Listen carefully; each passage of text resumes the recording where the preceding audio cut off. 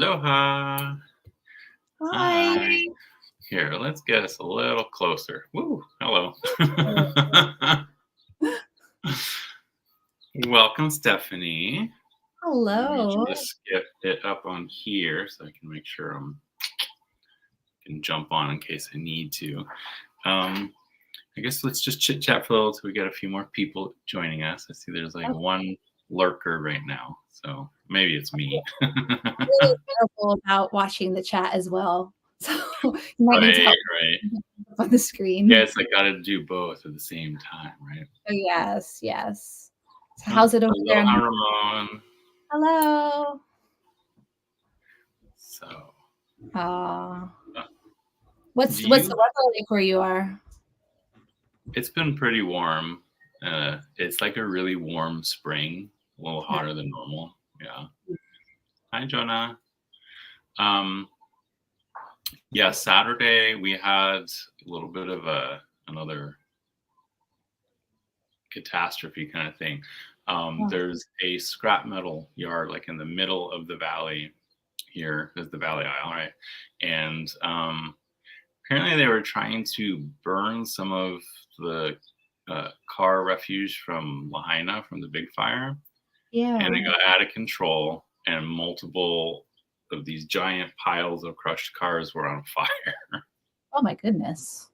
Yeah, we had to close up the house, have the AC going, and then time you went outside, it smelled like burning plastic, and it just was, I don't even want to think about the toxins I inhaled. I can imagine that you're hyper aware of anything, even minor, that's going on because of everything that's happened. Right. Well, and it's still, I still need to sit down with my collection and gather everything that I can't part with or that's like impossible to replace and put it in a bin so it's easy to grab. Yeah. Yeah, it definitely put me on hyper awareness, especially because for a split second it was starting to spread before the firemen got there and were able to get it under control. And I'm glad you were. My goodness. Right. It's crazy. And the fact that like no one even talks about Lahaina anymore. It's like, you don't see it in the news all that much. Nope. You would think that it would be in the news a bit more. No, it had its 15 minutes and now everyone's on to the next thing, right? So unfortunately, that's how the world works. There are people who want to know and still care, and unfortunately the news doesn't cover it like we would like to see it. There are some Instagram accounts that are still like reporting, but like you have to find them. It's not like out there for everyone. Mean Hawaii, I think, is one of them. Aloha, Saskia. And it's crazy, some of the stuff that they're pulling. Like there's like, I don't know how many thousands of people are still stuck in hotels. And they still have to check in every day or else they get kicked out. So. Well, that's not very good, is it? No. And I've known people who like, they're renting a house, they're getting evicted because the landlord's son or mother or some relative is moving in, so they are able to kick them out that way. Right. Because otherwise there's laws that say you just can't kick people out. And they're like, these people are looking for a new place to move in and there's like nothing. Like all the rentals are like overbooked. There's waiting lists everywhere. And yet there's tons of Airbnbs. It's like, why can't you turn that into an actual long-term rental instead of just it's more profitable to do the short-term vacation thing, but. Well, I know like it's nothing like what you're talking about, but over here you have a lot of these all over the country, but mostly these seaside towns that are just riddled with Airbnbs. Mm-hmm. And you have people who actually, young people growing up in those towns that can't afford, there's nothing available to buy. And if there is, it's way too expensive. I don't know. I find something about that a bit. And I'm part of the problem because I have booked Airbnbs before, and we always say it, right? Whenever we go to like Whitby or any of these seaside towns, anywhere where we go, well, usually rent an Airbnb, and it is something that crosses my mind every time. I need to do something. I need to do something about that. I need to do something about that. Like, I can't be part of that. But yeah, so that's one of the problems that we're having, is that there's an overabundance of Airbnbs and no place for people to buy. That's here too. That's almost everywhere I know. Like the town I grew up in California, I don't know very many people I graduated high school with that are still in that town. Almost everyone had to leave. So anyway, let's get to what we're here for. So the first deck you had was the Oak, Ash, and Thorn, which is a beautiful, amazing deck. And then you have the Smoke, Ash, and Embers, which is volume 2, I believe, right? Yes. Yeah. So the volume numbers are the kind of go in order of the deck. So volume 1 was Oak, Ash, and Thorn, which was our first deck. Volume 2 is Smoke, Ash, and Embers, which was our second deck. I think, the Oak, Ash, and Thorn is now volume 1.1, because the Kickstarter, the box changed and you can get an extra card. That changed to volume 1.1. So the first deck, first reprint of it. So if I ever change the card backs or do any change out the cards or add extra cards to it, it'll become volume 1.2. And I'll do the same with if I'm lucky enough to be able to get to that point. If there's any major changes made to a deck, that's when you kind of add on that number to the end of that volume number. Right. That's kind of how I went. That's how I went into it and stuck. I do have a question for you, because Thistledown is volume 4. So is volume 3 the mini Oak, Ash, and Thorn? Yes. Okay. Because some people are like, wait a minute, did I miss a deck? I said, oh, it was mini. I feel like it's its own thing in a way. And I do want to, a lot of people are asking, especially with Heartwood coming out, because a mini deck would suit a little mouse, wouldn't it? So a lot of questions asked about, will you do, not only will you do a mini Smoke, Ash, and Embers, which I wanted to do, people are also asking about doing a mini Heartwood. So if I can swing it, what I'd like to do is do a pre-order eventually down the line.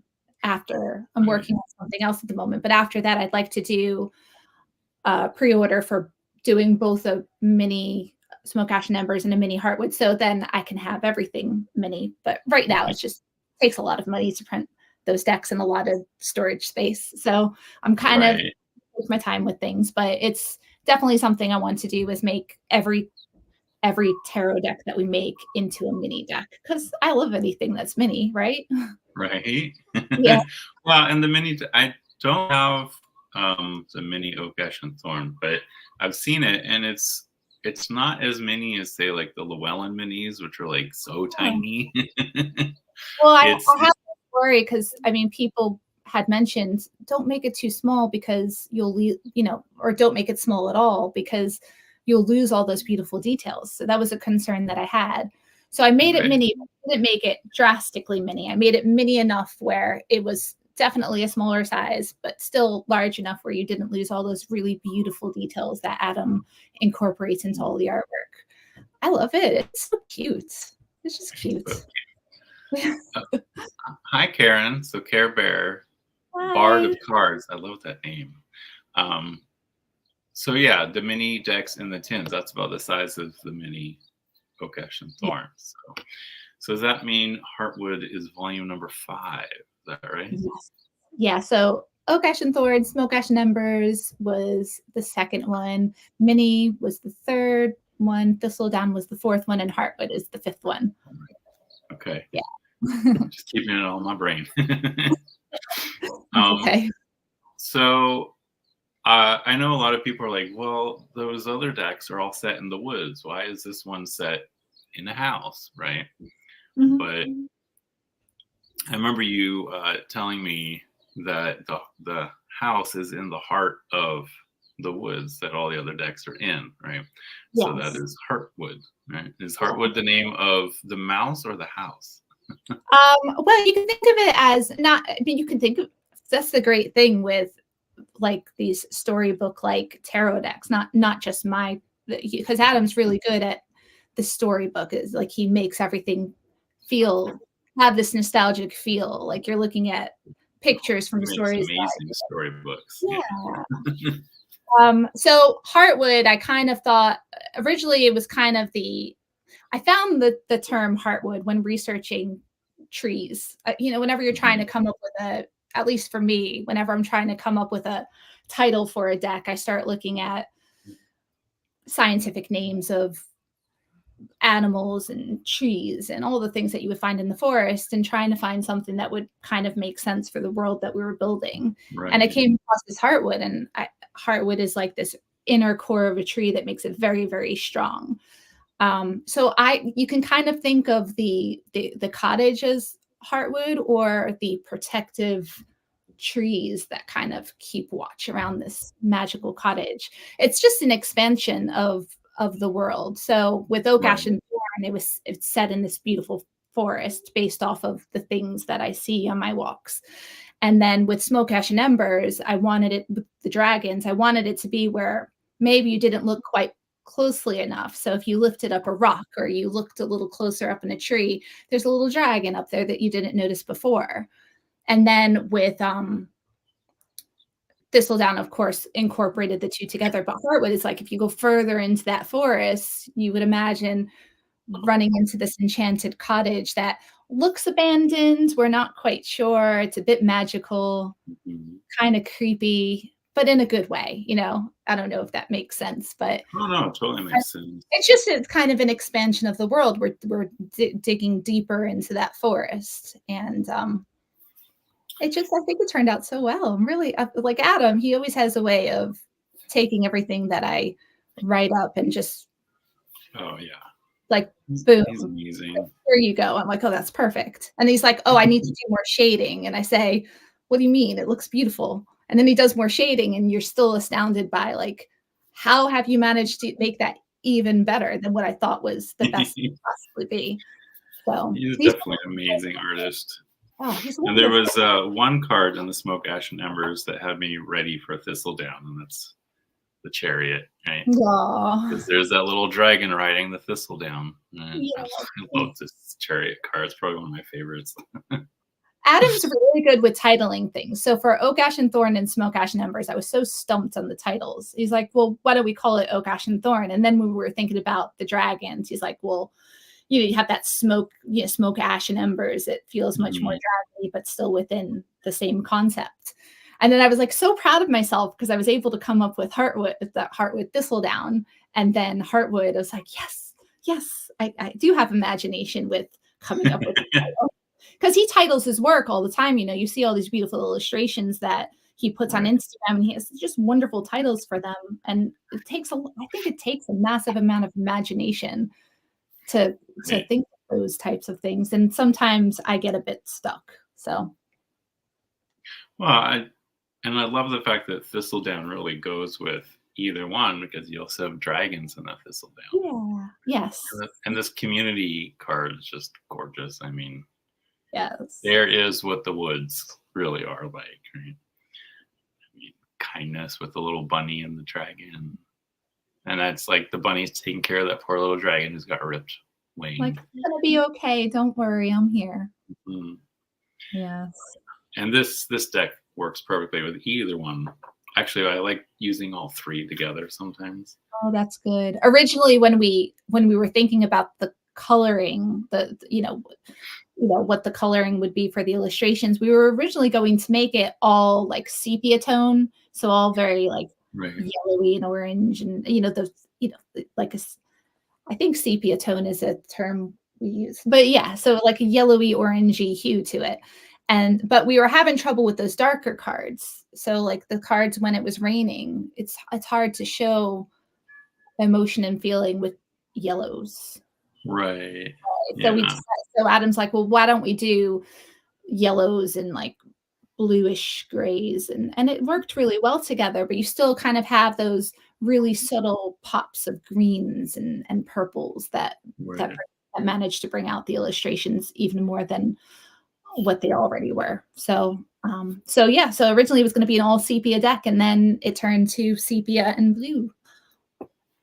Well, And that really works for this kind of card, right? Yes. Because this would be different if it had that yellow hue to it. Yeah. Really Well, good. I noticed like with, I was thinking about the stars on strings. I have stars on strings in my mind a lot when I'm thinking of concepts for cards. And it really is like that control card, isn't it? Like you're kind of snatching the stars from the sky and taking control of your own destiny.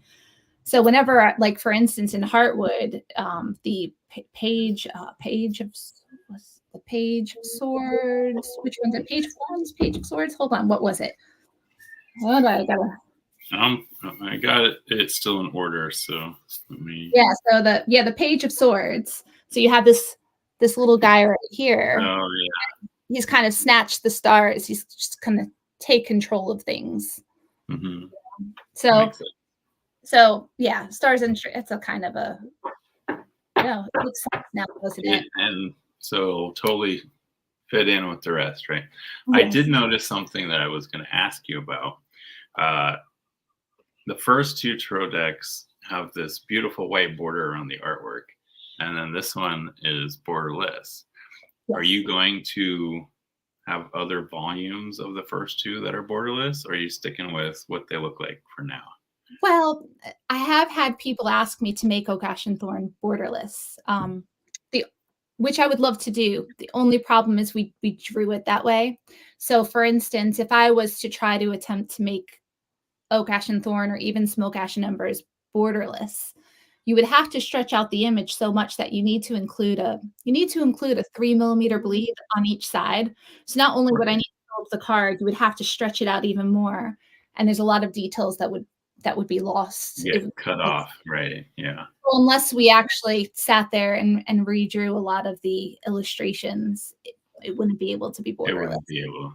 It would be a kind of a whole project in itself, which right. I'm not shy of a whole new project. But that's the reason why, I've totally heard people with the, will you make it borderless? Because I get why people want borderless. Borderless decks are beautiful. I like border too. I'm kind of like, I'm team border in a way, but I don't mind a borderless deck. It's kind of easier said than done when you get into, if I'm in Photoshop and I'm setting up the images, it would cut off too much. You would, trying to think, 5 of Pentacles, the one with her little hair, asleep on the ground, not asleep, but laying on the ground. His arm is wrapped in like a bandage. And you have that notch as well for the title that was drawn into there as well, which those can sometimes be a bit easier to fill in using advanced Photoshop techniques. But even with that, you would lose too much of the image, unfortunately.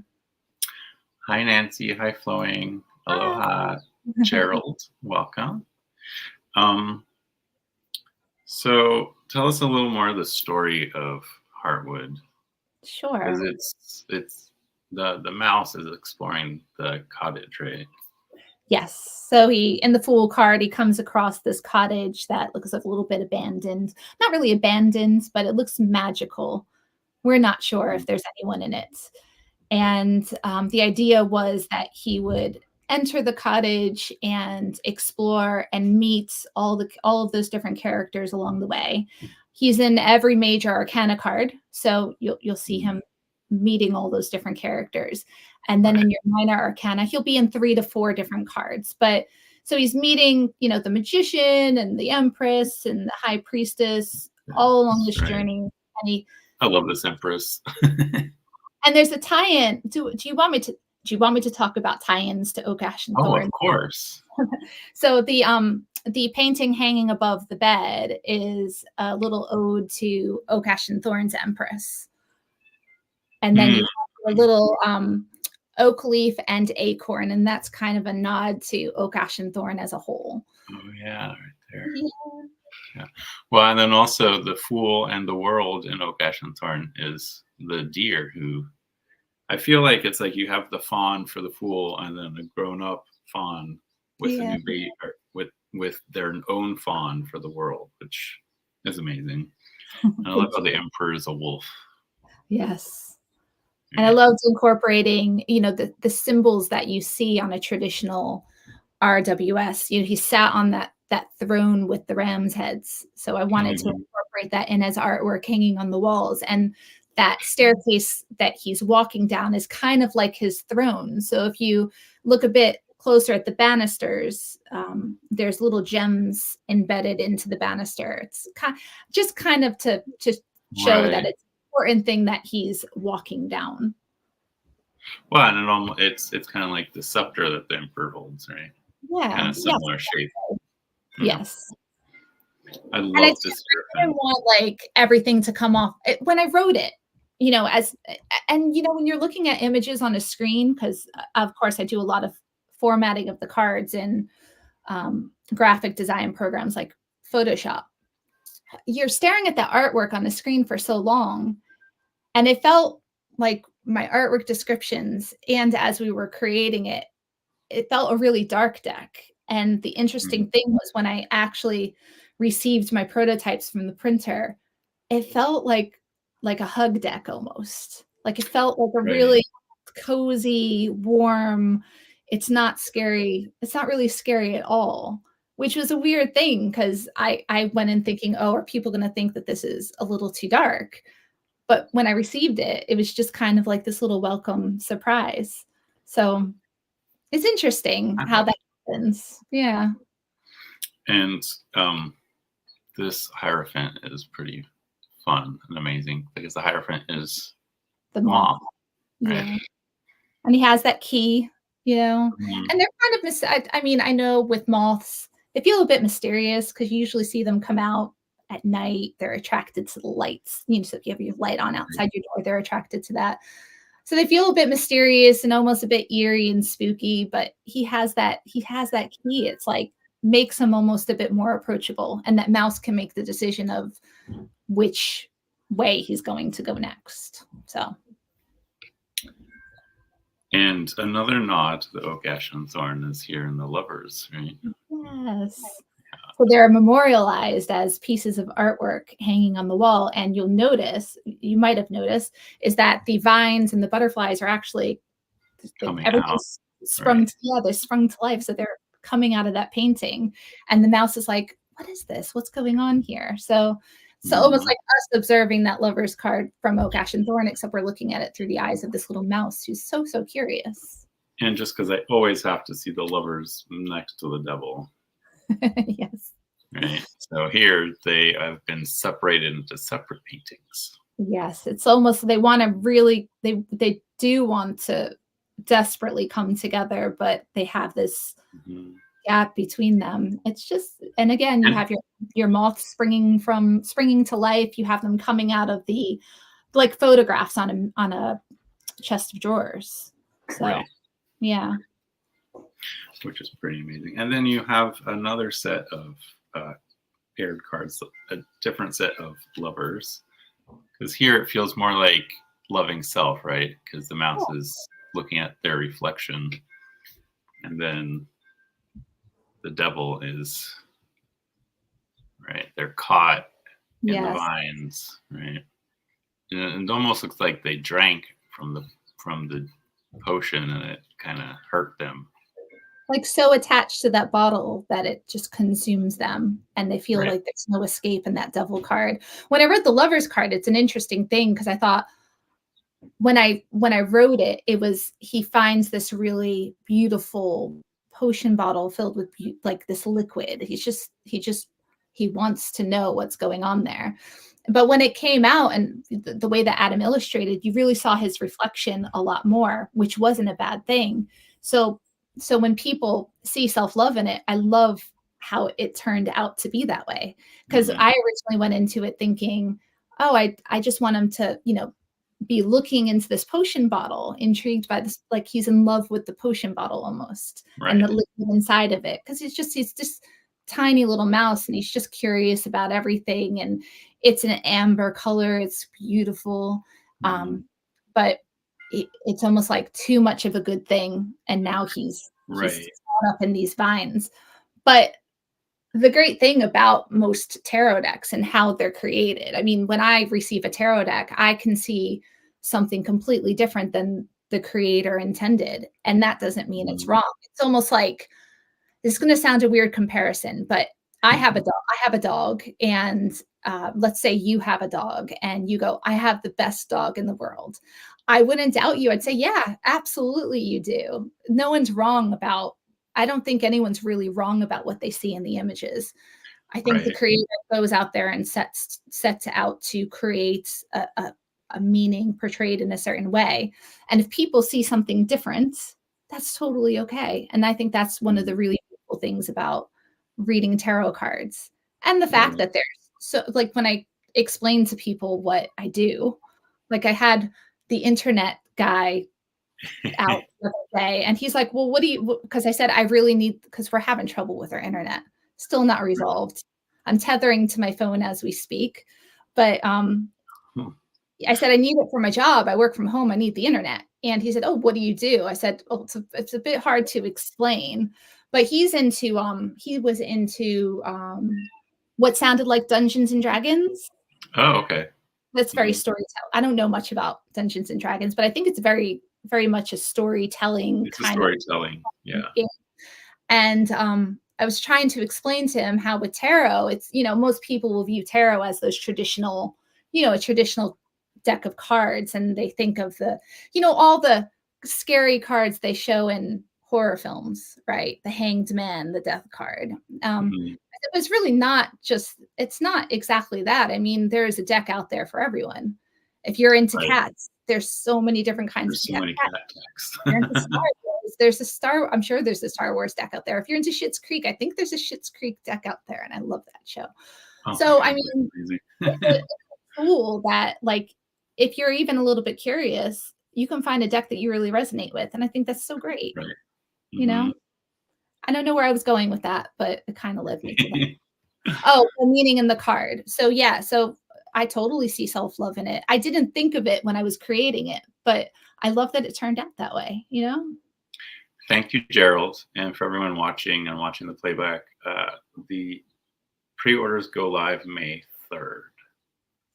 But that's the link to use. And purchase responsibly, know your limits. Yes, definitely. Oh, now I can see all the comments. Hi, everyone.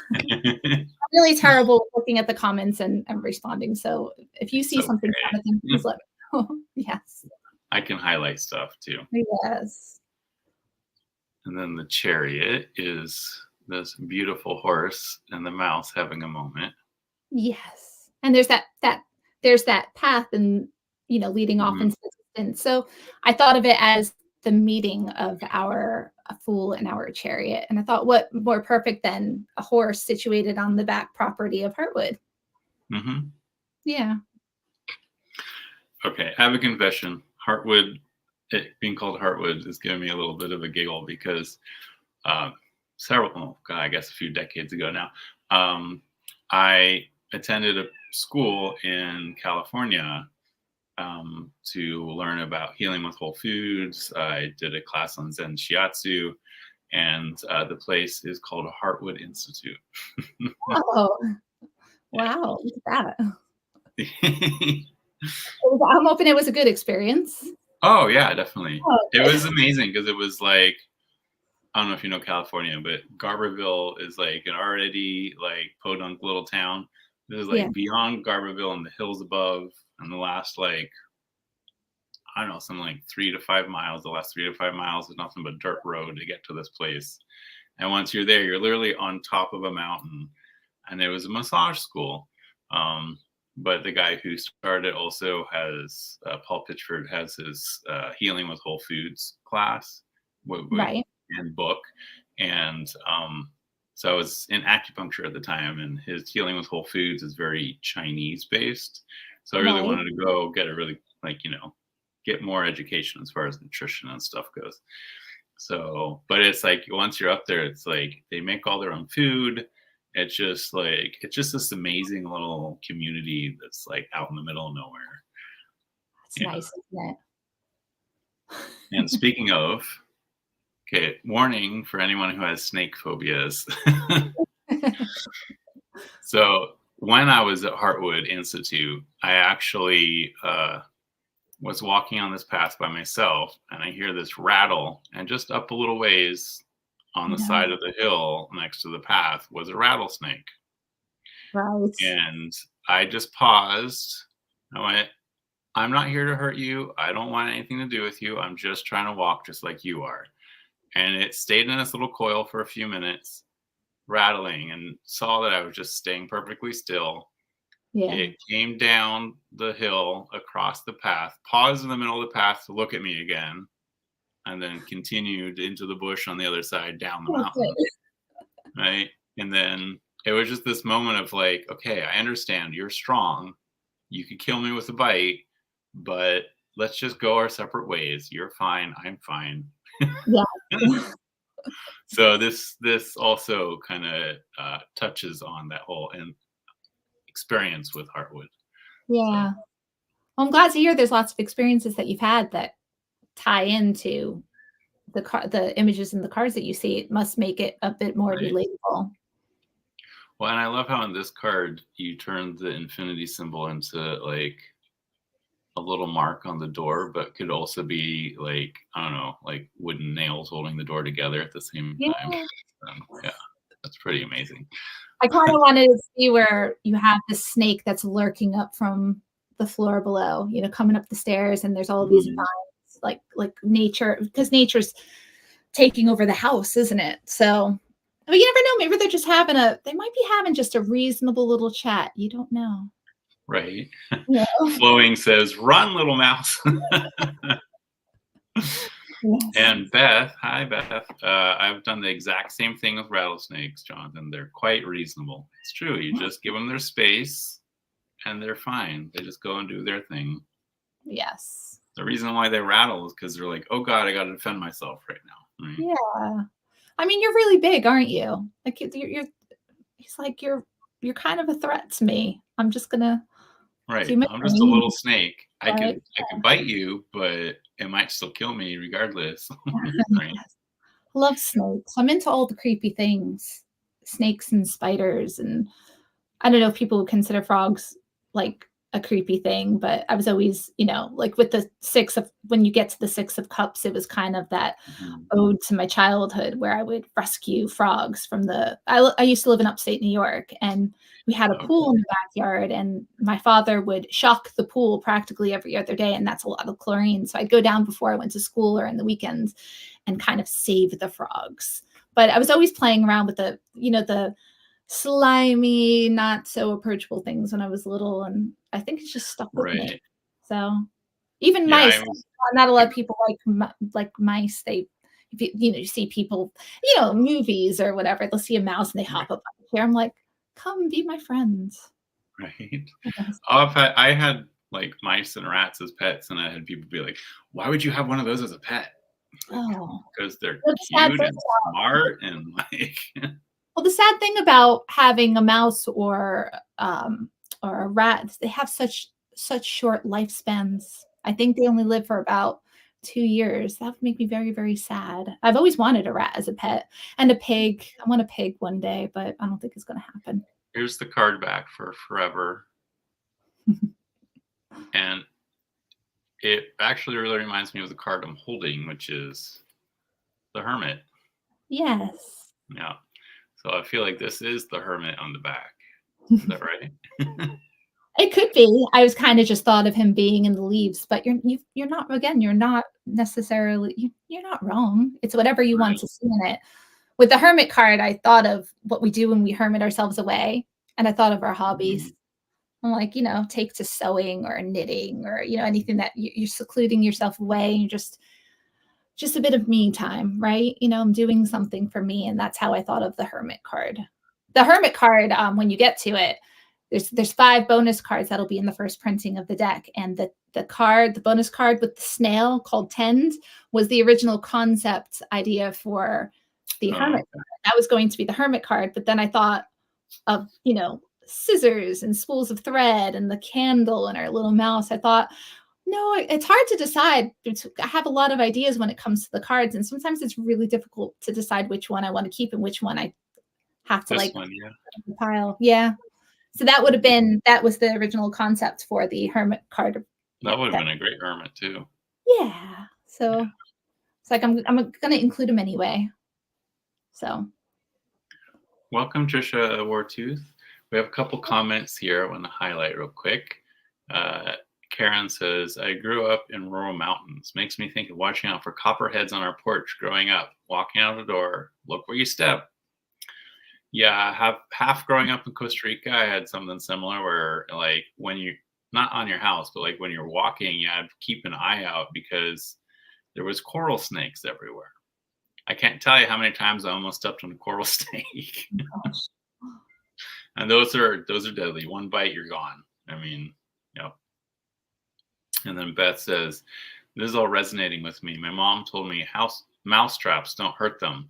I stuck my finger in the trap to prove her wrong and threatened to do it again. She got rid of the traps. Good. Good. Yes. Yeah, that's a horrible way to die. Yeah. Yes. Hi, Trisha. Wheel of Fortune. It's another tie-in with Oak, Ash, and Thorn. So if you look at your Wheel of Fortune card I have it here. Hold on. Where are you?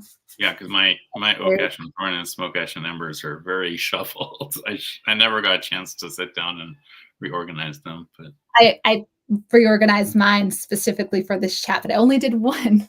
But this is the mini, but that's your Wheel of Fortune. So you have your owl painting, your rabbits. You have it was cut off because of the bleed, but there was a picture of mushrooms, and then you have your cobwebs, which are the web from, it was like to correlate with the web from the Ash and Thorn Wheel of Fortune. But I thought when I was thinking of the Wheel of Fortune card, I kind of think of all those times that we just sit there worrying about the things that probably won't come to pass. I'm a warrior. Mm-hmm. So the Wheel of Fortune card, I kind of went in thinking, this will pass. What will be will be. The world, things keep turning. Time will still pass, and things have a way of balancing themselves out. So that's kind of, and that's the reason. It might have only made sense to me, but the reason that the clock is on 12 is because I thought, well, it can kind of be the beginning of a day, beginning and end of a new day. It's kind of a start and an ending in a way. Right. Because I thought 12 a.m., 12 p.m. Right. It's a cycle. So I have a question here for you from Trisha. What is the reason behind the name Three Trees Tarot? Well, that's a really good question.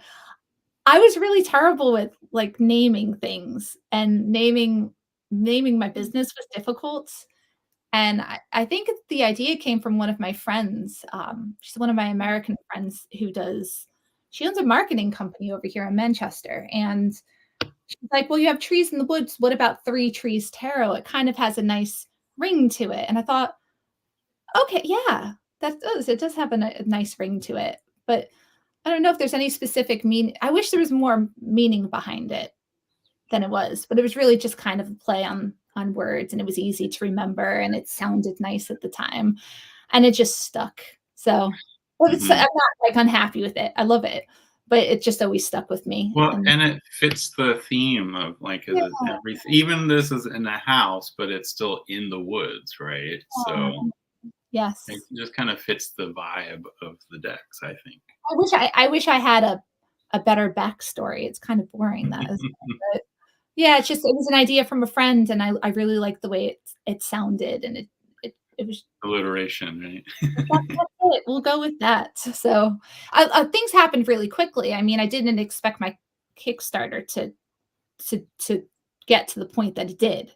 You know, I was just really wanting to be able to pay my artists back and get a deck out there into the world. And I thought, well, look at you. Well, I have one really expensive tarot deck that I've obviously paid a lot of money for the artwork. So yeah, I kind of had to come up with a business name quite quickly, because I needed an accountant, being an American in the UK, because America is one of the very few countries that makes you file your taxes even if you're not living there and you make no money there. And wow, it's an expense. So I have to hire an accountant to handle both the British side and the American side. I never owe any That's taxes. crazy. I never get out of it. It's not like I'm, America and they have agreements in place where you're not being taxed doubly, but you still have to file each year no matter what. So it was kind of I had to come up with something. I had to get my Wow. business registered. Right. It's so annoying. So annoying. That's I don't so mind crazy. taxes. I feel it's important to pay my tax, but like I have my business here. Why do I have to file my taxes? It's very stressful because I can it's believe it. long, it's the IRS. They can do things. So I'm No scared of matter that. where you are, Yeah. So apparently. yes. Speaking of justice, Yeah. I love that you have the scales as part of the book that the owl's reading. And if you notice, his feathers are actually book pages as well. Oh yeah, And I went in thinking, because he really encompasses that knowledge, right? He knows his right. stuff. He knows what he can make those decisions. And I thought, why not incorporate the pages of books into his feathers, showing that he's very knowledgeable and he knows what he's doing. The knowledge is part of him, right? Yes. And of course, the mouse looks a little nervous. Yes. I wonder what's happened. What is he going to talk to the owl about? We don't know. We don't know, but he definitely looks nervous about it. And then we have the Hanged Man. That's Another funny. little nod to Oak Ash and Thorn. The Hanged Man in Oak Ash and Thorn was our little mouse clinging to a dandelion stem. And I thought, why not like this glass bottle full of dandelion burdock, which is like a concentrated liquid that you add water to. So it's a cold drink that you would make. And I thought, yeah, that's perfect. And he's kind of getting a different perspective there. He's hanging at a different angle. He wants to get at the delicious liquid in that bottle, but we don't know if he's got himself into a little bit of trouble there as well. But he's hanging upside down. Or is he there on purpose? Right. So is he trying to knock the bottle over? maybe. Right. Oh. Death.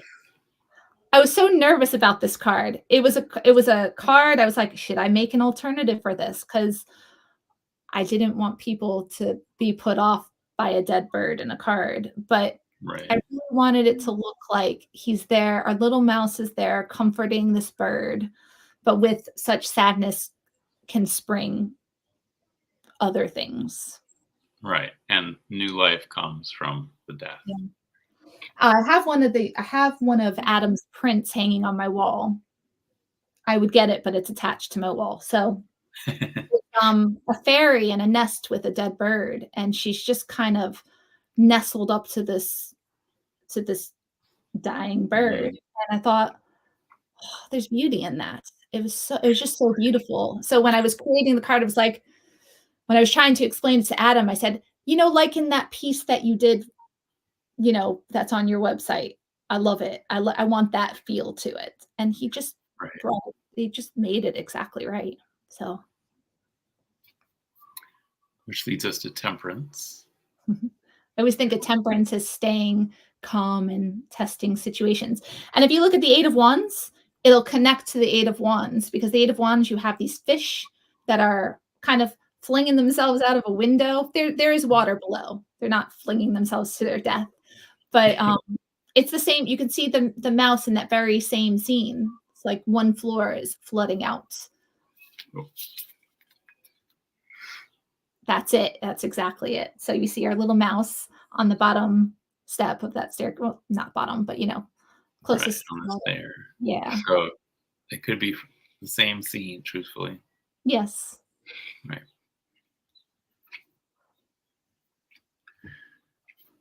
Okay, past the devil, because we saw that one. Oh, I like this tower because you don't see like major destruction. It's just, oh, maybe I shouldn't go out there. Yes. I thought of the tower as that really tall door. It's very tower-like. And our mouse is just in there. He's like, I'm not going out there. It looks quite scary. Right, and the winds bring all the leaves into the house. Yes, I wouldn't want to go out there. And then the tower card would lead to your star card. And if you look at the window to the right, is it to the right of that window in that scene of the tower? The star card is the glass has been smashed out and it's lying all over the floor. So it kind of is one scene to another. So all of that glass that you see on the floor is the smashed glass from that window to the right of that very large, scary door. And the moon. Yes. Oh, that's such a sweet picture. If you notice, you might, it's a little hard to see, but you'll see these looming shadows below. Yeah. Yeah. Almost like tentacles. Yes. Mm-hmm. And is that a snake? I don't think so. I think it might be a shoelace. Maybe a shoelace. Yeah.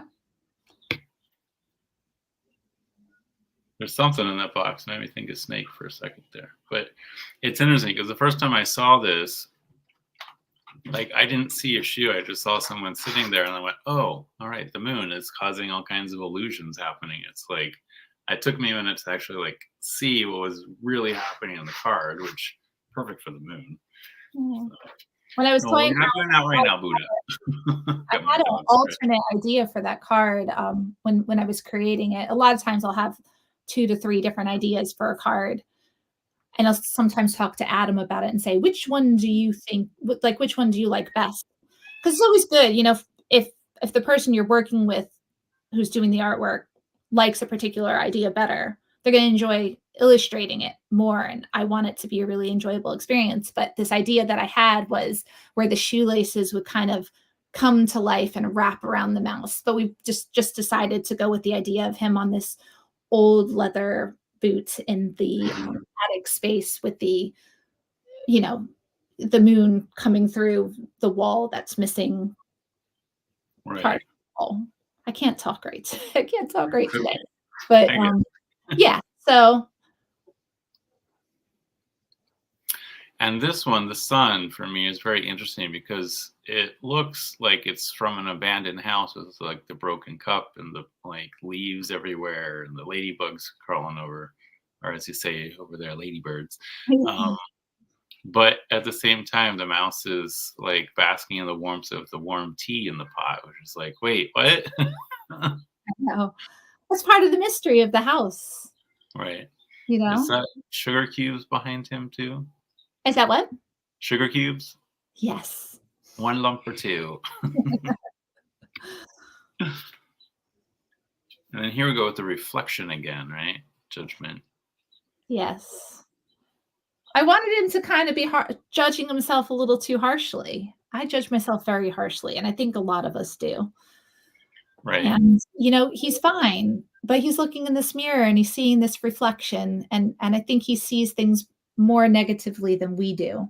Mm-hmm. It goes with the idea of sometimes we judge ourselves a bit too harshly. Well, that internal judge that's always bickering in the back of our brain, telling us how, like, why'd you do that? That was dumb idea. And like, you know. I can't remember the name of the movie. I was on YouTube the other day, and I watch a lot of these YouTube things about, you know, analyzing movies and music and all that.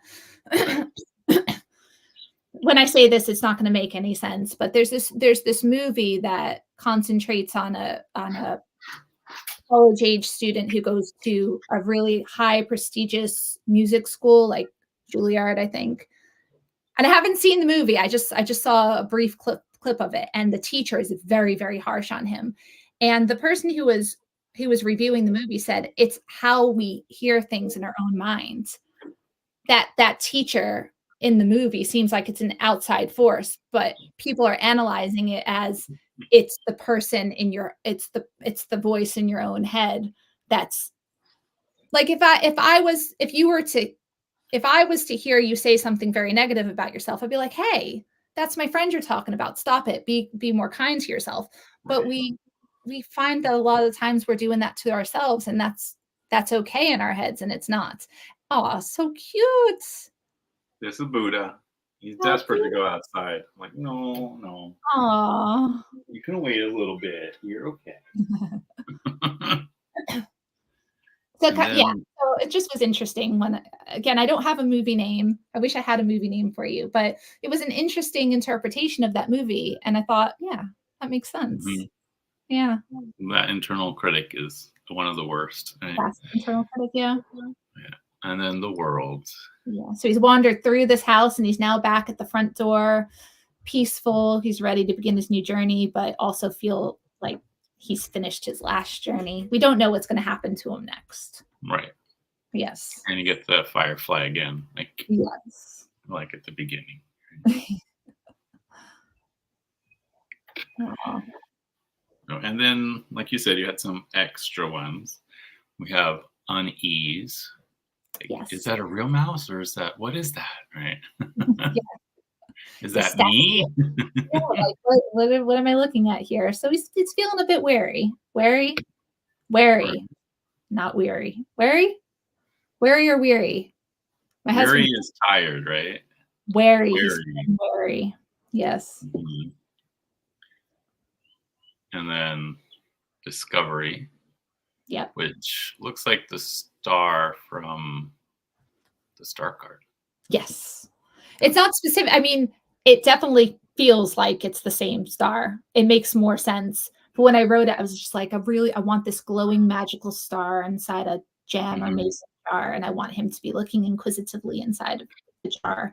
Like, what is this? But it definitely ties together.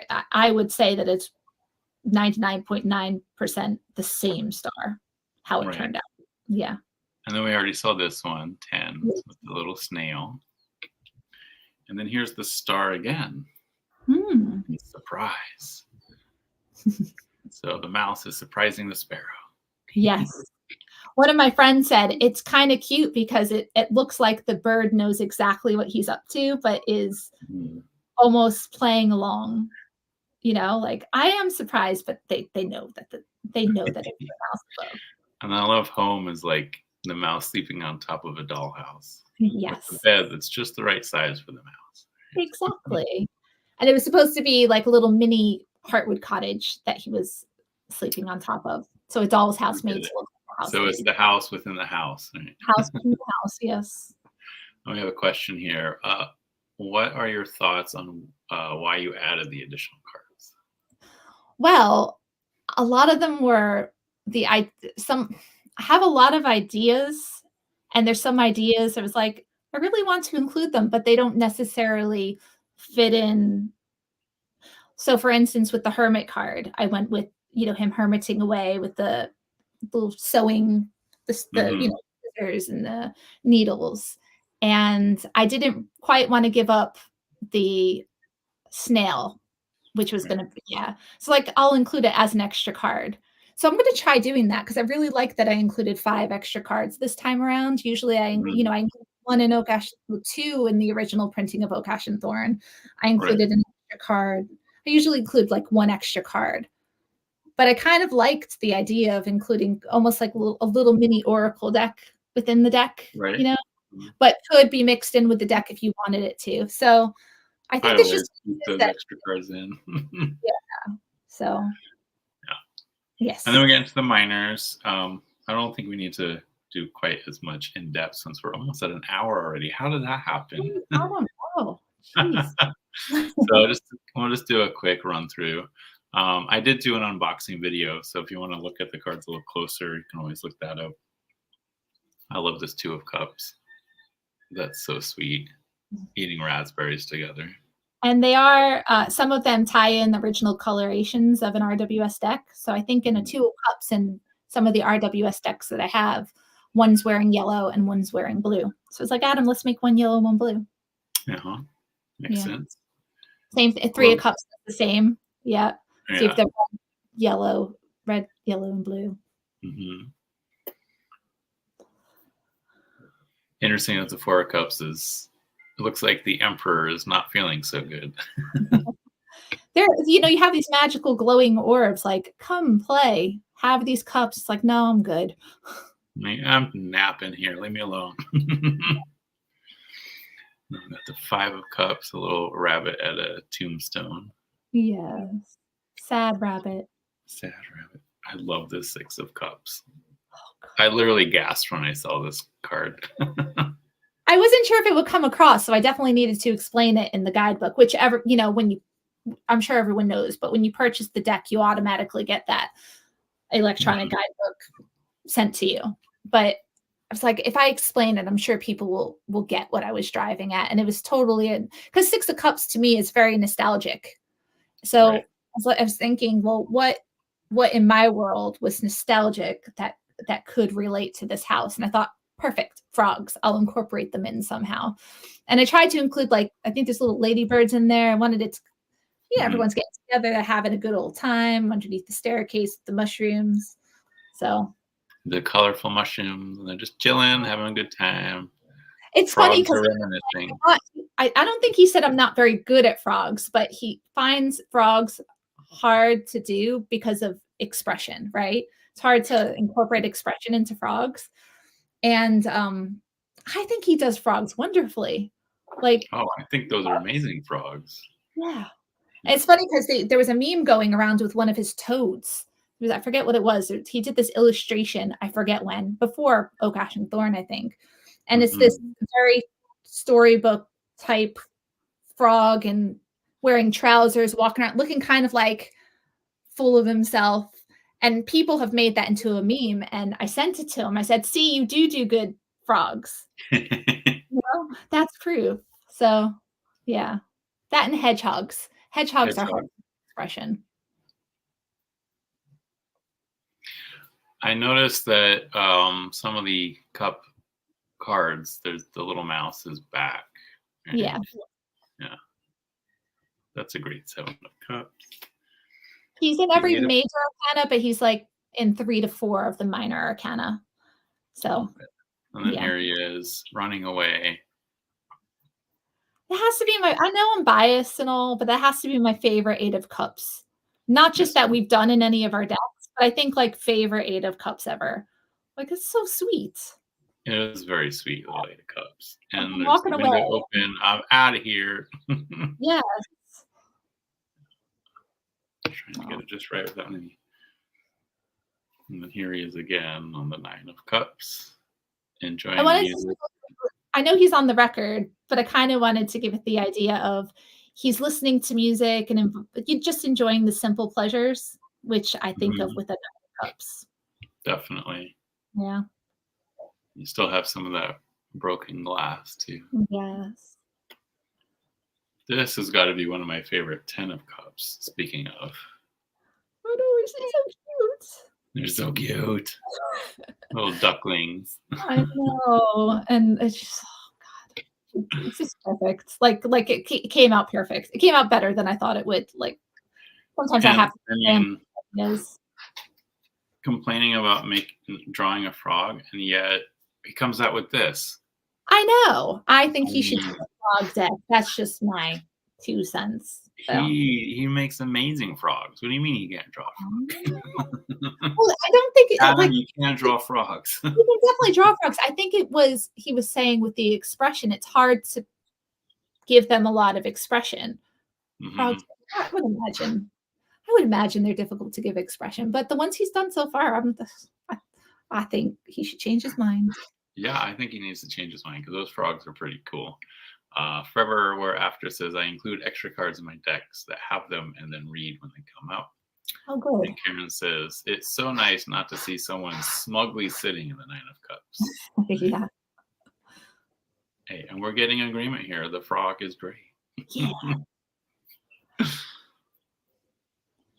This is fun. The little Knight of Cups. He's like met this gourd that it's like obviously like this glowing pumpkin gourd thing, and he's fallen in love with it. Look, his little ears are back and his helmet's on the floor. It's like he's smitten with that lit up gourd.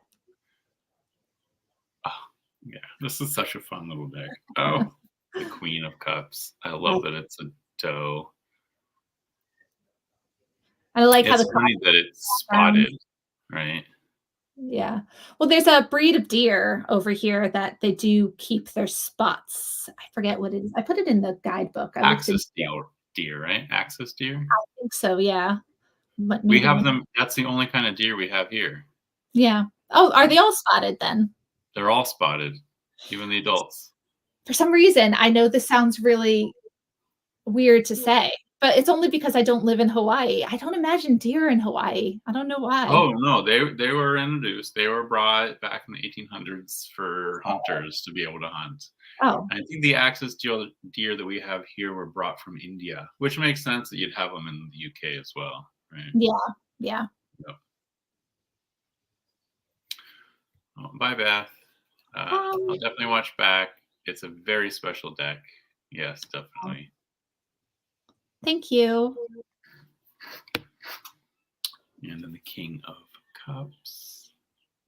I imagine this is right up in the guidebook about how I come up with concepts for cards, and I use the King of Cups specifically. And I was imagining like a room that I wanted to see in the deck, and then I thought, okay, a laundry room, and I look at the meaning of the card, and I was like, okay, right. So I want it to be flooding. I want it to be a bit chaotic, and then I thought, well, what animal could we have that would best symbolize the king? That would best be in the setting, and we decided on the heron, and because they're they have skinny long legs, but Right. they're just grounded and so solid. So I love how like has this chaotic nature to it, but he's just like, I'm okay, everyone can just stay Right. calm. Use me as an example. Speaking of, my dog is not staying calm. He's demanding I let him out. So Oh, give me one moment. Why don't you tell them about the Ace of Pentacles? oh, okay. It's like I've taken over his channel. Look at this. So the aces, when you look at the deck, when you do a flip through the deck, all of the aces are doors that I thought of as leading into that world. So the Pentacles door leads into the world of the Pentacles. The Cups card with the water flowing down the door, because cups are so watery in nature.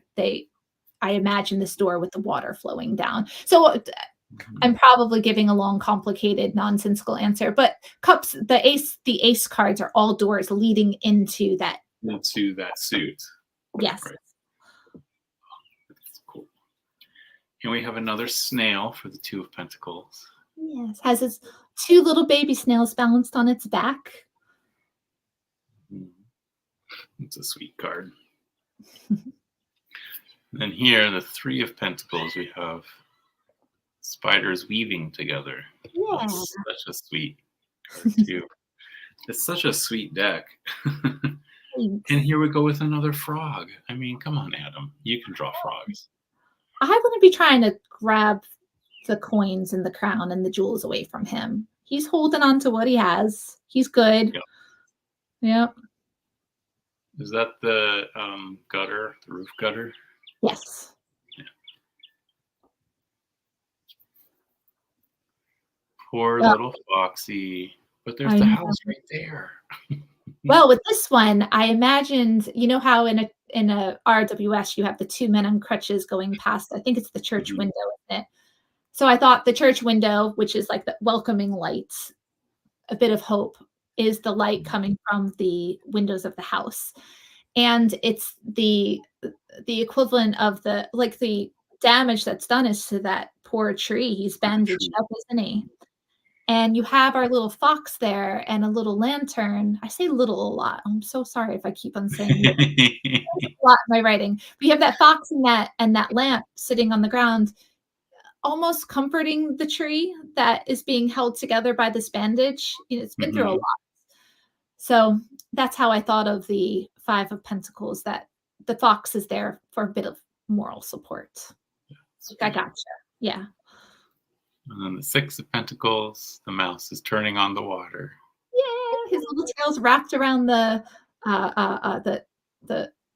help me with the word. The handle. the Right. handle of the handle of the Spigot. yeah. And in return, so he's watering these flowers, and in return, the flowers are returning the favor with new growth and pentacles. And the flowers, I believe, match the colors of the figure of the robes that they're wearing. Oh, Yeah. right. The blue and the yellow. That makes Yeah. sense. And then the Seven of Pentacles, we got a sleeping piggy. Yeah. Like he's been working really hard at doing laundry, and he's got to give it time to let it dry. That's what I thought of. Yeah, that's sweet. The 8. This little squirrel is learning how to do the stamp. Yeah, he's taking care of business things. He's doing the work, mastering his craft, which is probably making more of a mess than he intended to. And I just have to thank you for including a snail in the 9 of Pentacles, because so many people forget the snail. And there's the little sleeping rabbit with their pile of coins, and the mouse is with them. Yes. And then there's the snail. Yay for snails. Oh, I refer to that rabbit as a little potato rabbit because he looks kind of potato-like in these ways. Hi, Lisa. Oh, Lisa. Hi, Lisa. Hello. From the Tree. I use the Heartwood almost every day. One of my all-time favorite decks. That's sweet. Yay. We always love hearing that, don't we? Yeah. We have the 10 of Pentacles. Oh, so this is really interesting. So when I was trying to think of the 10 of Pentacles, I thought about, family and lineage and money being passed on from person to person. When you go and you see like old like wealthy homes, and they have those oil paintings of the family hanging up on the wall. And I thought, well, we should do a family of crows on the branch. Like that is the important family. And then you have those pentacles embedded into the frame that surrounds that painting. It's funny because if you look at Adam is married to someone who's equally artistically talented. And I think her medium might be oil. I'm not sure. I could have that wrong. But I thought of her artwork a lot when writing up my artwork descriptions, because I think of old stately manor homes with these big oil paintings hanging on the wall of important people. And I think that's why I incorporated a lot of things into the artwork hanging on the walls for this deck, based on what I've seen her do. I'm like, that's so pretty. I could just imagine a picture like that hanging on a wall. And Lisa's right. So many amazing Easter eggs in this deck. Yes. Good. Definitely. And we have the page with the piggy bank. Yeah. So that's so it's like the coin it was supposed to be where it looks like the coin is coming up from the piggy bank. Like the piggy bank is presenting this pentacle to our little shrew, and our shrew is studying it and not really moving forward too quickly with it. Because I think in the page of pentacles where he's kind of he's just standing there like that, looking at, is that the card? Do I have them mixed up? But he's just observing at that point. Yeah, just standing there with the coin in his hand. Yeah.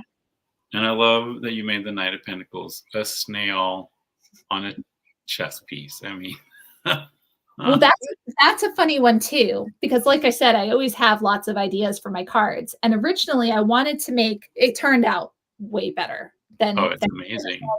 And that's totally attributed to Adam. I originally wanted to have a snail on like if you imagine an old set of roller skates, with the everything. And I wanted the skates to be set near an open door to show that there's potential for something happening.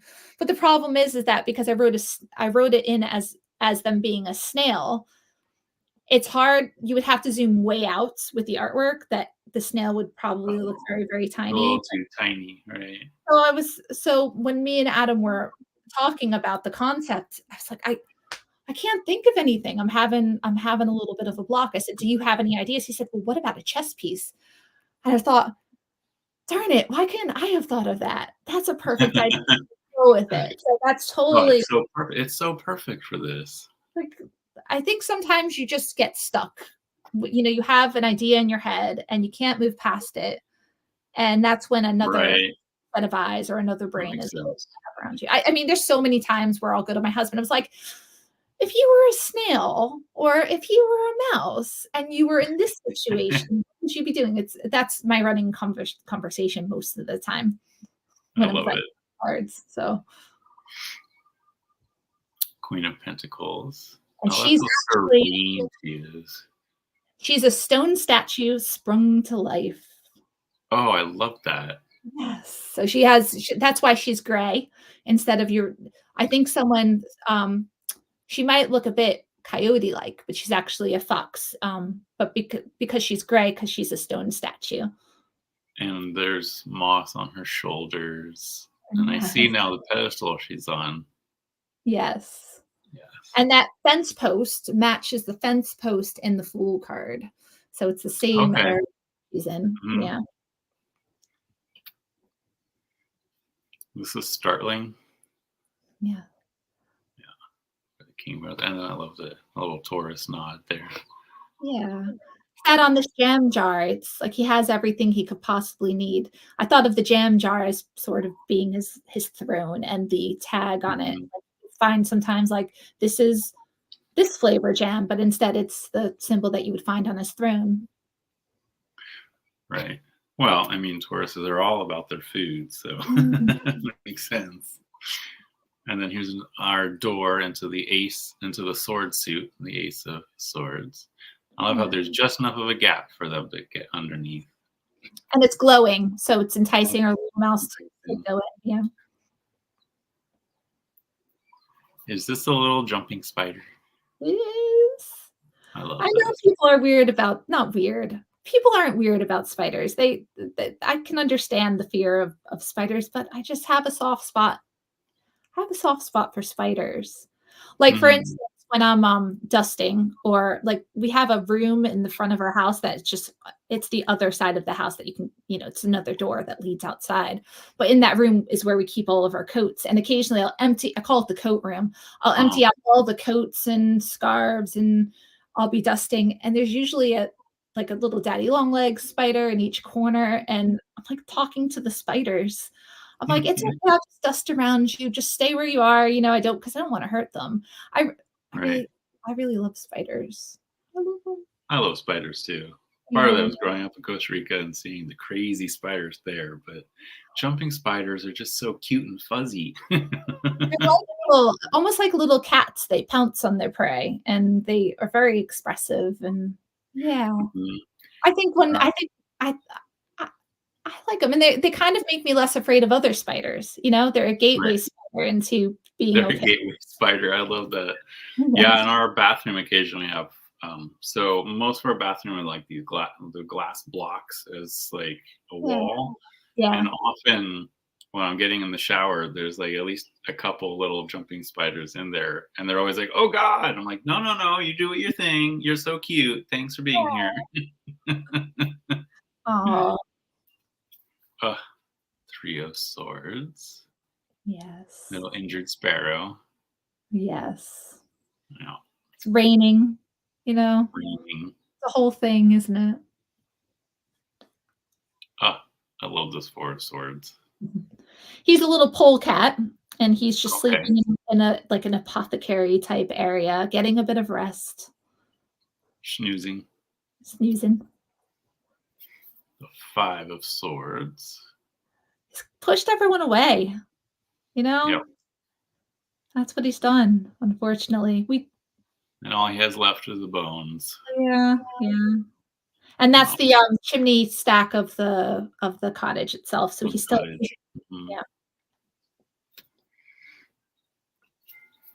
Six of Swords. Moving on. I love the trickles of water to represent the, It's like, when we talk about moving on, I thought, well, he's walking towards that light. And there's also, if you look at the picture straight ahead above the door, that's also like he's walking towards that light as well. Right. And then there's the bow. Yeah. And you have the water dripping from those frames, forming almost a river on the floor.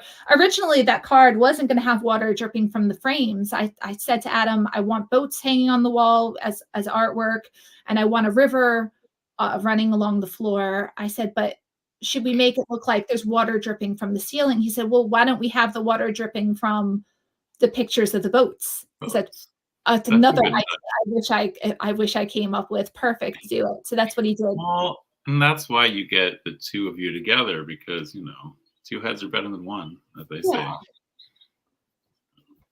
Sometimes you're looking at your artwork descriptions, you're reading them and rereading them, almost like when you're writing a paper for a class, right? Right. And you read it 10 times over, or like if I'm going to post on Instagram or I put out a big email, I always reread it to my husband, because when I hear it out loud, he will catch the mistakes I don't catch, even though I've looked at it 10 times thinking it's perfect. Well, of course, because you look at it so many times, you start like zoning out on stuff. Or you see the same word over and over and over again, and you're just like, that's spelled right. I swear it's spelled right. And like every word is spelled like 2 letters are switched or something, and all of them. It's just my use of the word little. I use little a lot, and he'll catch those for me. He said, it's just part of your vocabulary.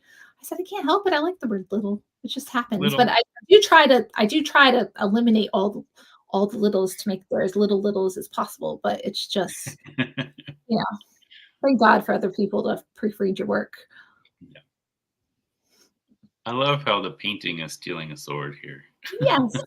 So that where that mouse is staring is the bracket that was holding where the sword was, right? Yeah. It's sneaky. The mouse is like, wait, I need that sword there to get across. Yes.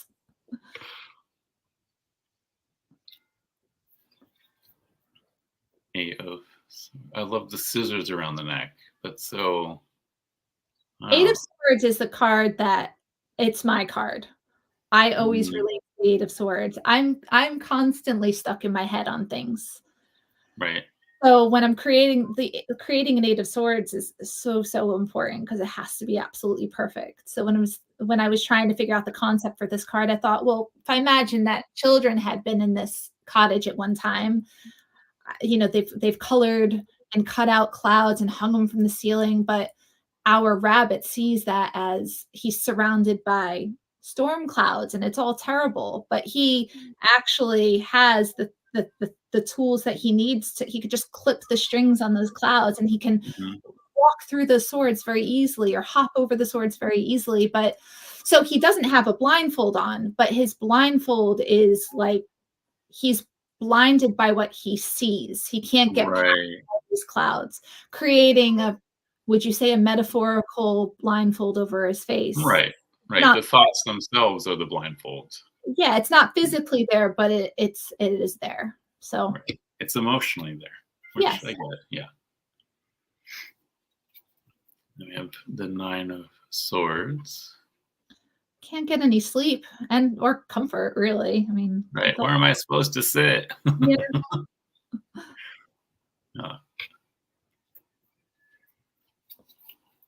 I love that the swords are through books. Right. It's like the end of a chapter, the closing of a book, the turning of a page. Like all those terrible books of sorrow, despair. Grief, sorrow, despair. It says right there on the. It's like the knives are stuck in it. It's done. And from all that grief emerges things that are beautiful. It's a tie into Old-fashioned Thorn as well, with the butterflies emerging from the, our bird has all the swords stuck in him, but you have these beautiful butterflies emerging, showing like a hope. It's a connection of hope between the two. He had to come back in. Oh, and then here's the Page of Swords, which we saw earlier. Yeah. With the Knight of Swords. I love that it's almost like a Narnia type of thing going on here. There were these things coming up on my social media feeds of these things that look like they go on your bookshelf. They're like the little mini like diorama kind of thing, but it's just the size of a book, right? Yes. And that's what I thought of when creating that. I thought, okay, let's have him be brave. He's heading into this book that's almost sprung to life. And that's how I thought of it when I thought, those books that I saw on social media. Yeah. Yeah, it's between Oak Ash and Thorn and Smoke Ash and Embers. And you know what's funny? I don't think this was done intentionally, but there's your 3 trees. Oh yeah, look at that. 3 I did trees right there. have a story finally. Woohoo! Woo. Okay, anyone who has snake phobias, look away. Got the Queen of Swords. Feel like the butterflies are going to her for honest advice. Mhm. That's what I felt like with that. Yeah, definitely. Because if anyone's going to tell you what you need to hear, it's going to be your Queen of Swords, I think. The Queen of Swords, for sure. Yeah. And then we have the King of Swords. Yes. Beautiful falcon. And here's the door into the Wand suit. I Yes. loved it. This is actually probably one of my favorite of the aces. Oh, good. I love that instead of a map of the world, it's a map of the house. I want him just to be look. He's planning, right? He's like, where do I Mhm. go? What's the best course? Here's the Badger and the 3 Wands. I had to have a badger in the deck. It's like this is the moment. This is where the badger's going. He's going to go at the bottom of the stairs. He's embarking. We could just imagine that at any moment he's going to walk up those stairs and probably Yeah, through. I Yeah. can see, and he's looking forward, right? Instead Yeah. of like just like on 3 of Swords or 3 of Wands, they're always looking forward. Instead of boats, it's a staircase. But yeah. Um, 4 of Wands. It's a mouse party. I know. Think of celebration. So I thought a cake, and it could be seen as an old cake, but when I was creating the card, I thought, no, I wanted it to be a fresh cake and a mushroom theme. But I can see why. Well, the mushrooms could be made out of molding chocolate. I mean, Yeah, that's like the fondant that you see. I found this Mhm. really beautiful picture of a cake. I was like, oh, that looks so beautiful. I'm going to incorporate a cake in there. And it's the magic of Heartwood, because who knows who baked that cake? It might Right. be an old cake. No answer is wrong. This is an interesting 5 of Wands. They're fighting each other, but they can't escape either. How do you see it? Like those birds in there. When Well, at first, when I first looked, I was like, "Oh, they're fighting and they're trapped in the bell jar." But then I went, "Oh, wait, they're stuffed, aren't they?" yeah, they're taxidermied birds again, sprung to life, just like our beautiful queen, that's the stone fox. Right. But The there's a Queen. crack in the glass, so that's how we wanted to convey that the magic of Heartwood has taken over, and they were taxidermied, but they've sprung to life. So there's this crack in the glass. I'm hoping that they can actually work together, work out their problems, because it would be so much easier to get out of there instead of bickering. Right. Instead of bickering with each other, Yeah, and use those wands to help, either make the crack even bigger so they can escape, or use the crack as a way of flipping it over. exactly. I love this card.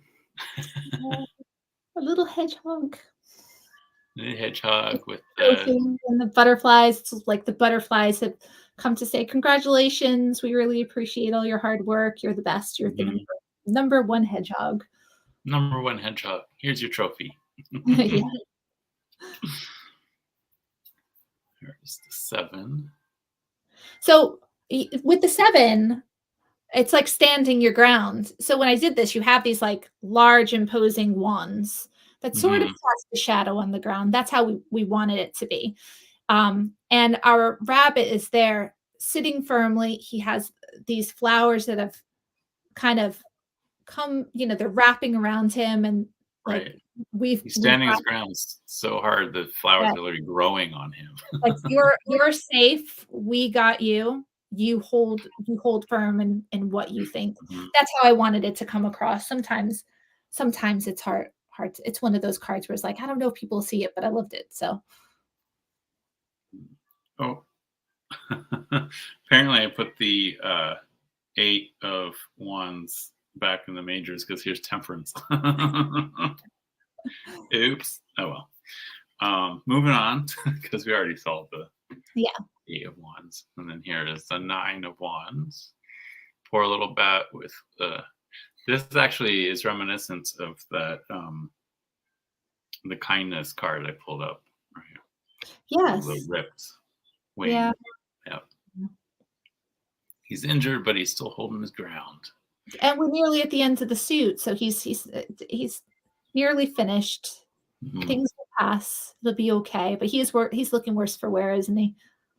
A little bit. Some of those wands may have gone through his wing. Yeah. And I love the fact that the light is on, but it's not plugged in. Again, one of those little magical things I wanted to incorporate. It's funny, you know, the 7 of Cups with the fox and the mouse sat in front of the pantry.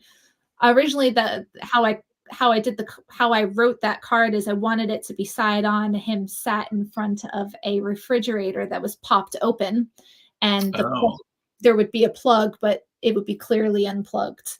But we decided to go with that one. But yeah, I just wanted just do the pantry instead.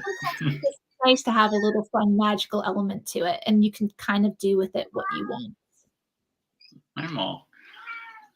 Oh, it's a kitty. This one's interesting. The 10 of Wands, because normally you see the 10 of Wands as someone struggling under a weight. But here it almost looks like the squirrel's taking a nap. Yeah, it's almost like put him down. You've struggled enough. Take your rest. Similar to Oak, Ash, and Thorns 10 of Wands, where we have our little fox. Ones. Sort of a little after, an after image of that 10 of Wands. Gathered enough wood to keep the fire going. Right? Yeah. Makes sense. Then the Page of Wands is reminiscent of the Fool from Oak, Ash, and Thorn. Yeah. And the salamanders are incorporated into his spots as well. That's amazing. The Knight of Wands, little weasel. Yeah, it's a little talking to the salamander. on the top shelf, just sat there. You know, he has a plan in place. He's just coming up with it. Right. There's the Queen. She's so pretty. I love this card. That's a great card. And finally, our King of Wands. Another one of those very statuesque paintings hanging above a fireplace mantle. You know, someone important lived there, but in this case, it's our very important King of Wands. And then the salamander's just on the wall right above. Yes. Cool. And then it goes to peacocks. We had peacocks when I lived in Florida.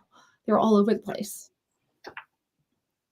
The orchard next door, they just kind of let them go. And so in spring, there's always a bunch of little peahens with their little babies following behind. I don't know how they keep the population controlled, but there's always a ton of peacocks over there. And then, of course, for those who are used to Stephanie's decks, there's the little cheat sheets as well. Yes. And you, of course, you get the online PDF automatically on purchase. That'll be sent to you. Whatever email you use when you purchase, it's an automatic email that gets sent to you. Automatic. Okay, good to know. And the majors do include the extras there too. So in case you need a few more extra keywords to help you interpret the picture. Personally, I was going to write it up as like a 1-sentence meaning, but I thought, no, I'd rather do it as keywords and just expand on it in the guidebook. In the guidebook. That makes sense. It does make a lot of sense. Plus, it doesn't work well with my OCD. I'm like, everything has keywords, and now I'm going to have a random sentence. It's like, no, I can't do that. Mess with my brain too much. Yeah. That's not how it works. No. Keywords, darn it. Very cool. So for those who are watching again, May 3rd is when that link goes live. It's down below. I pretty much cut and paste your email into the description. And then I know Gerald posted the link as well earlier in the chat. Thank you, Gerald. So I'm looking forward to that. So the pre-orders go live May 3rd. How long do they last? So it's May 3rd to June 3rd, so a whole month. Okay. And no one needs to worry about me selling out of Heartwood, I always order extra anyway. So whoever orders gets a deck, of course. Right. I just know that people get paid at different times in the month, and I never want people to feel like they have that stress of missing something. Right. So yeah, so May 3rd to June 3rd, and during that time, the deck will be on sale, and every deck includes like I always include little extras with it automatically. So anyone who orders in the May 3rd to June 3rd gets the deck at a discount, and they get the little pack of extras. And then once June 3rd hits, everything just goes back up to normal price. And that's the time when I submit the amount that I'm ordering for my printer. So pre-orders essentially help me gauge how many decks to order. And I always order extra. But also the shop will be on sale. So it's not like it's a pressure to buy, but like if you're living in the US, if you were to order one deck, it costs, I don't know how much in dollars it is, but it's 16 pounds to send one deck to the United States.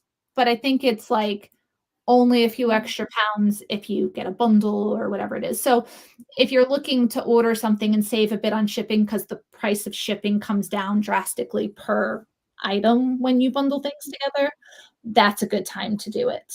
If that's what you wanted to do. So that's why I like to do the full month-long sale, because you can take advantage of the discounts, the extras, and the combining shipping and all that. So yeah. And then you also said that you're going to have the coins as well, Heartwood coins. Yeah. Yes. So this will be the coin. This is they're brass coins on the inside. But they're like, they have a plating on the outside. So this is an antique brass plating. So it has our little Knight of Swords on the back, and our sleeping fool and our sleeping fool in the front. So so I'm also kind of launching coins at the same time, and those will get sent at the same time that Heartwood is ready in September or October. But I'm also doing a limited edition coin, and these will just be sold singly. This is an antique silver coin. Oh, that's pretty. Which is nice because there's a lot of blues in the deck as well. I thought silver went well with that. So silver, yeah, and I'll have so these won't be bundled in with anything else because it's hard to keep track of that, and then it would be a lot of different things, a lot of different bundles, a lot of moving parts. Yeah, so I always try to make it so things are as straightforward as possible, so there's less problems that could arise in the production side of it. Yeah. But so yeah, so the silver plating will be just on offer from May 3rd to June 3rd. Okay. So I can't that's a one-off for the silver, but then you'll have the brass as an ongoing thing. Yeah, it'll be a long-term item in the shop. So I have the smoke, ash, and embers coin here. Yeah, and we also did that's the Quarantine coin. Oh yeah. There you go. Yeah. I only got the dragon one because I'm a big dragon fan. Show it in case people wanted to see. Yes, exactly. They're nice to have a good weight to them. They're brass inside, so they're weighty. And they're plated on the outside. They're really cute. It's just like a quick yes/no answer. Yeah. It's a great yes/no coin. Yeah. My dogs are going off. I don't know what's going on. Is it just because the neighbors honked their horn? Is that it? But I don't see anyone coming. They always go bonkers every time anyone makes a noise outside. Same with mine. Our dog. He's older now, and it used to be that if we had visitors to the house, he would bark, and then you'd pet him, and he'd be fine. He doesn't stop barking at people now. So this is a great question. That's how he is. Do people use the coins for something other than yes, no? You could think of it as like advice that isn't a yes, no. So like proceed could be yes, or pause could be no. So it doesn't have to be exactly a yes or no, but I kind of just like them because and the sleeping animal could just be not yet, and the awake one is like it's time for action. Yes.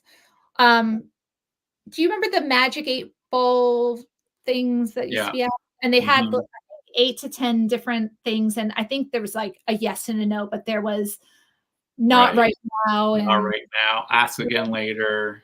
yeah, that thing. So like if you pull the sleeping side, that could be like a ask again later because the coin doesn't want to give you an answer at the moment.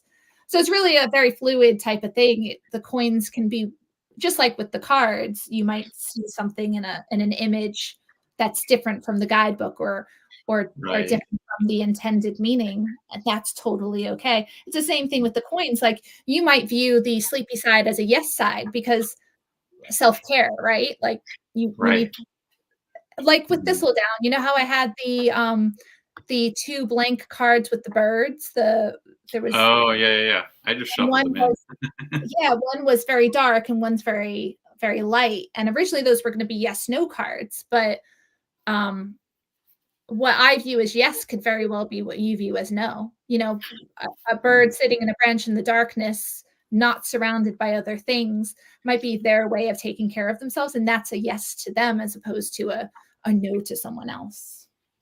It could be anything really, which sounds like very fluid, but I do, that's kind of what I like about things like tarot and divination coins. Technically there was 3 cards because I also included the thistle. Yes. But yeah, so the 2 birds. Yeah. Daytime, nighttime, basically. So that's why they were left blank, is originally the dark one would have been no, and the light one would have been yes. And then we just decided, well, people can see them in different ways. So let's just leave them blank. I love that you didn't label them because then people can see them as they want to see them. And then this extra one too is like, I don't know. That was going to be the card back originally. Oh yeah. Yeah. And then we changed our mind. Well, I did. I was like, Adam, don't hate me. Could we do something as an art card? So it was still the same amount of work. It was just we used things for different purposes. Right. Makes sense. Yeah. Do you have anything else you want to mention before we get going? Just thank you to everyone. Thank you everyone for being here. I looked at my Kickstarter page because I posted an update there the other day, and it says something like almost 4 years ago you funded. I thought, oh my God, where's the time gone? It's been nearly 4 years since I've Cash Thorn. Like, that's crazy. Right? Cannot believe this was almost 4 years ago. I know. It's nuts. I'm happy to have the Kickstarter version. Oh, good. Thank you so much for being here, Stephanie.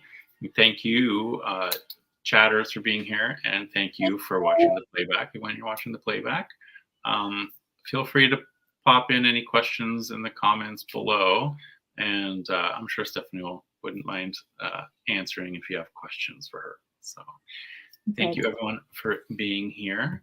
I will have to say adieu for now because it is almost time for me to go to physical therapy, but just one moment, Stephanie, and we will end the stream. Thank you, everyone. Aloha and hui hou. Bye.